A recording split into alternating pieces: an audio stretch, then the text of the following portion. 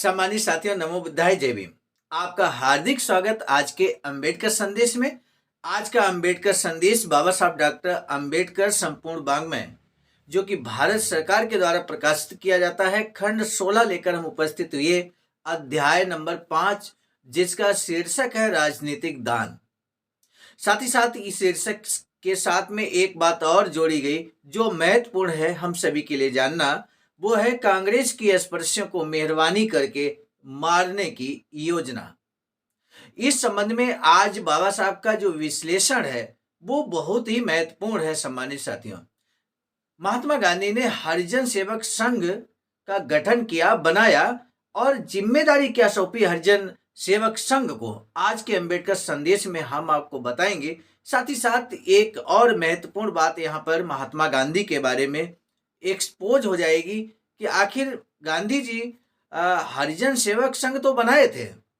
हालांकि साथियों, हम आपको बता दें, हरिजन शब्द गैर कानूनी है, लेकिन चूंकि भारत सरकार के द्वारा ये प्रकाशित बाबा साहब डॉक्टर अंबेडकर संपूर्ण वाङ्मय के माध्यम से बाबा साहब के लेख को हम हूबहू आपके समक्ष प्रस्तुत करें, इसलिए हरिजन शब्द मुझे न चाहते हुए बार बार लेना पड़ रहा है। सामान्य साथियों, महात्मा गांधी से कुछ लोग मिलने के लिए गए और उन्होंने ये कहा कि हरिजन सेवक संघ जो महात्मा गांधी जी आपने बनाया है, इसमें आप हरिजनों को क्यों नहीं लेते? वर्तमान में कहें तो अनुसूचित जाति जनजाति के लोगों को क्यों नहीं लेते? तब महात्मा गांधी का क्या जवाब होता है, आज इस बात को भी हम आपको बताने वाले हैं। आपसे विनम्रता पूर्वक हमारा निवेदन है कि वीडियो को, अंबेडकर संदेश को अंत तक वॉच किया करें। हर दिन सुबह 5 बजे अंबेडकर संदेश के साथ हम जरूर उपस्थित होते हैं। साथ ही साथ आवाज का के विभिन्न कार्यक्रम, अभी हाल ही में गाजीपुर में सम्मेलन हुआ, महिला महासम्मेलन हुआ, उसके वीडियो इस समय आपको मिल रहे होंगे। कई साथी उसको नियमित वॉच कर रहे हैं। आज का अंबेडकर संदेश यहाँ पर विषय ऑलरेडी हम आपको बता चुके हैं। पेज नंबर खंड 16 में पेज नंबर 142 से 144 तक आपके समक्ष हम रखने जा रहे हैं। पुस्तक का नाम है कांग्रेस और गांधी ने अस्पृश्यों के लिए क्या किया। संघ की गतिविधियों के इस संक्षिप्त विवरण से दिमाग में एक बात आती है कि संघ अस्पृश्यों के कल्याण के लिए बहुत बड़ी धनराशि खर्च कर रहा है, परंतु वास्तविकता क्या है ये स्मरण होगा ही। अस्पृश्यों की उन्नति के लिए 6 लाख रुपए संघ से प्रतिवर्ष खर्च करने की अपेक्षा की जाती थी, लेकिन संघ ने वास्तव में कितना खर्च किया? जब यहाँ पर बार बार हम संघ का इस्तेमाल कर रहे हैं, इस शब्द का इस्तेमाल कर रहे हैं सम्मानित साथियों, अर्थात हरिजन सेवक संघ की बात हो रही है जो महात्मा गांधी के नेतृत्व में चल रही थी। उसके सचिव ने मई 1941 को अपनी रिपोर्ट में बताया कि 8 वर्षों में संघ ने हरिजनों के लिए अपनी विभिन्न शाखाओं और केंद्रीय कार्यालय के माध्यम से क्रमशः लगभग 24,25,700 रुपए तथा 3,41,607 रुपए खर्च किए। समस्या की आवश्यकताओं को देखते हुए ये 27,67,307 रुपए की धनराशि अपर्याप्त है। इस आधार पर संघ का वार्षिक व्यय 3,45,888 रुपए आता है, जो संघ की अपेक्षित धनराशि से 50% कम था। इसे स्पष्ट होता है कि संघ उतना बड़ा कार्य नहीं कर रहा है जितना संघ के लोग प्रचार करते हैं। संघ बड़ी नाजुक स्थिति में चल रहा है। 5 करोड़ अस्पृश्यों की आबादी पर 3 लाख रुपए का वार्षिक बजट उतना नहीं है जितने से अस्पृश्यों की आवश्यकताएं पूरी की जा सके। इससे और भी स्पष्ट हो जाता है कि विभिन्न प्रांतों में कांग्रेस के शासन होने के बावजूद 2 वर्षों में संघ को यथोचित अनुदान सरकार की ओर से न मिल सका। तब बाबा साहब आगे लिखते हैं कि संघ को उसकी दयनीय आर्थिक स्थिति के लिए दोषी नहीं ठहराया जा सकता है, सारा दोष हिंदुओं का है। यदि संघ की हसोन्मुख न होकर जैसी की तैसी स्थिति में रही तो भी ये स्पष्ट है कि हिंदुओं में अस्पृश्यों के कल्याण के प्रति कितनी उपेक्षा है। राजनीतिक उद्देश्यों की पूर्ति के लिए उन्होंने 1 करोड़ रुपए चंदा एकत्र किया, जो तिलक स्वराज्य कोष में जमा किया गया। सामान्य हितों के लिए अभी उन्होंने जल्दी ही 1 करोड़ 15 लाख रुपए चंदे के रूप में एकत्र किए, जिससे कस्तूरबा स्मारक कोष बना। इसकी तुलना में हिंदुओं ने हरिजन सेवक संघ के लिए जो चंदा एकत्र किया वह धनराशि नगण्य है। अस्पृश्यों के कल्याण के लिए संघ जिस ढंग से काम करता है उससे किसी को मतभेद हो सकता है। संघ अधिकतर जो कार्य करता है वह ऐसा कार्य है जिसे किसी भी सुसभ्य सरकार को सरकारी साधनों से करना चाहिए।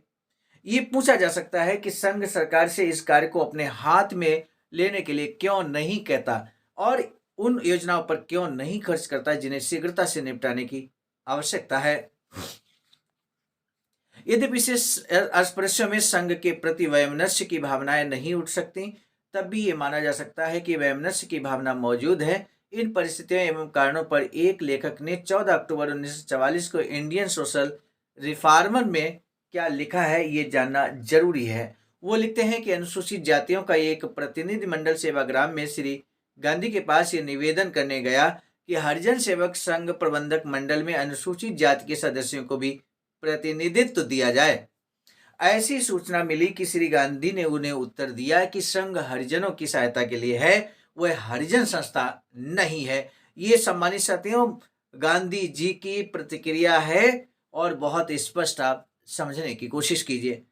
उन्होंने कहा था उनका अनुरोध मान्य नहीं है।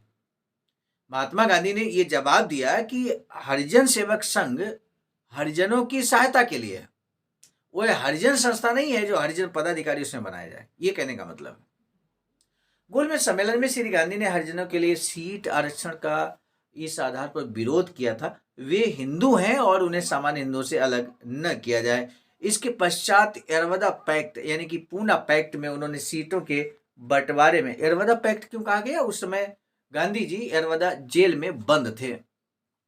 वहीं से उन्होंने आमरण अनशन 20 सितंबर 1932 को शुरू किया और 24 सितंबर 1932 तक आमरण अनशन लगभग 5 दिन लगातार चला था। इसलिए यहां पर एरवदा पैक्ट कहा गया, पूना पैक्ट की जगह। तो उन्होंने सीटों के बंटवारे में हिंदू कोटे से सीटें देने पर विचार किया। जब इस संबंध में मसौदा तैयार होकर बंबई की आम सभा में पुष्टि हेतु लाया गया, तब उस बैठक के अध्यक्ष पंडित मदन मोहन मालवीय थे। उस सभा में से एक दर्शक ने कहा कि कोई आवश्यकता नहीं है कि इसके लिए अधिक धन खर्च किया जाए।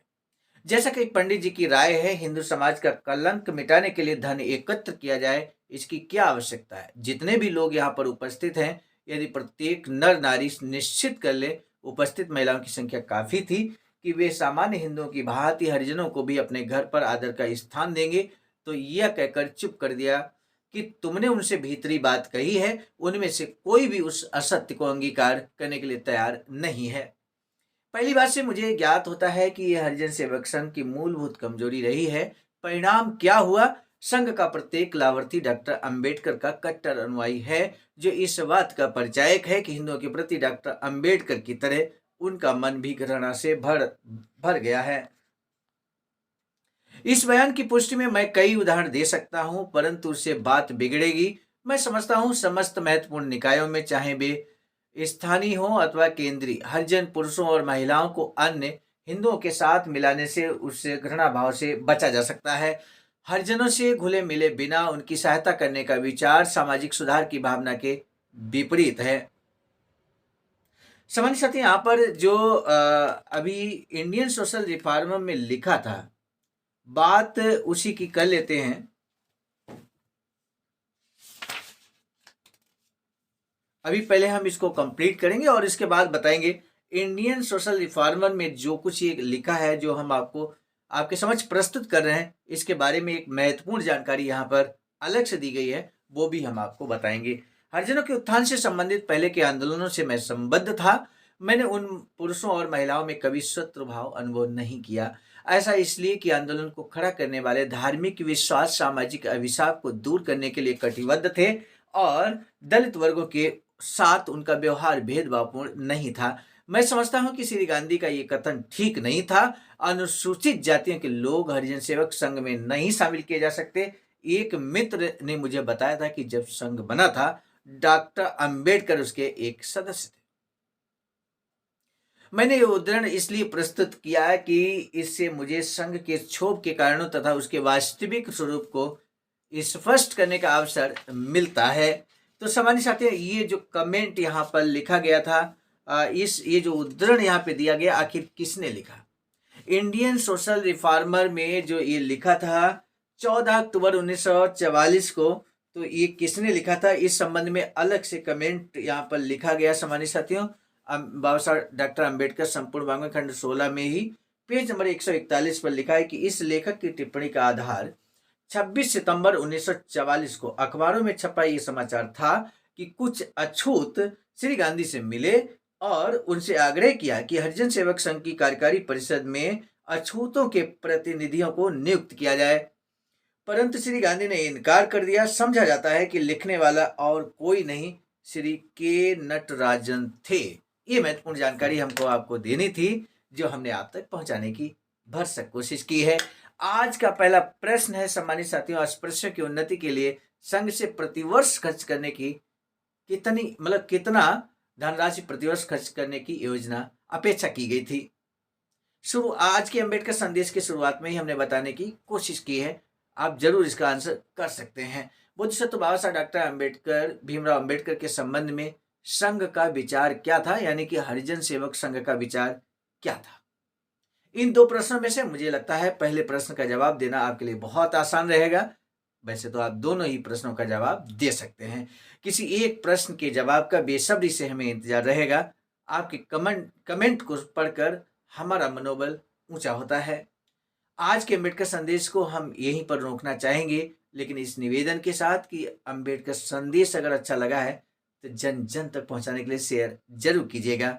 इसी के साथ आप सभी को सादर नमो बुद्धाय, जय भीम। सामान्य साथियों, हम एक महत्वपूर्ण बात बताना उचित समझते हैं। बाबा साहब की अधूरी इच्छा के अनुरूप एक वैचारिकी सेंटर निर्माणाधीन है सारनाथ वाराणसी में, जहां पर 14,000 स्क्वायर फीट जमीन परचेज कर ली गई है ring road green city Faridpur Sarnath में। वैचारिकी सेंटर के प्रशासनिक ब्लॉक का निर्माण कार्य कंप्लीट हो चुका है। शानदार बेहतरीन प्रशासनिक ब्लॉक का निर्माण पूर्ण हो चुका है। आगे अब मुख्य भवन को बनाने की बारी हम सबकी है और इस हेतु आप दिए गए अकाउंट नंबर पर अपना अमूल्य योगदान कर सकते हैं। आज का अंबेडकर संदेश हम लेकर उपस्थित हुए थे मिशन नायक बुद्ध मित्र मुसाफिर सर, राष्ट्रीय अध्यक्ष आवाज का नई दिल्ली की प्रेरणा में, और साथ ही साथ संकलन कथाक्रम में परम आदरणीय विजय कुमार बौद्ध जी, प्रांतीय कोषाध्यक्ष आवाज का बिहार। प्रस्तुत कथाक्रम में मैं स्वयं सर्वजीत आर्य, राष्ट्रीय मीडिया प्रभारी, IIT सेल आवाज का नई दिल्ली। मिलेंगे नए डॉक्टर अम्बेडकर संदेश में, तब तक दीजिए इजाजत। आप सभी को सादर नमो बुद्धाय, जय भीम। सामान्य साथियों, यदि आप हमारे इस चैनल आवाज का ऑफिशियल, जिस पर नियमित सुबह 5 बजे डॉक्टर अंबेडकर संदेश आपको मिलता है, आप हमारे इस चैनल को सपोर्ट करना चाहते हैं तो हमारा आपसे निवेदन है कि आप हमारे इस चैनल को सब्सक्राइब कर लें, वीडियो को शेयर, लाइक, कमेंट जरूर करें।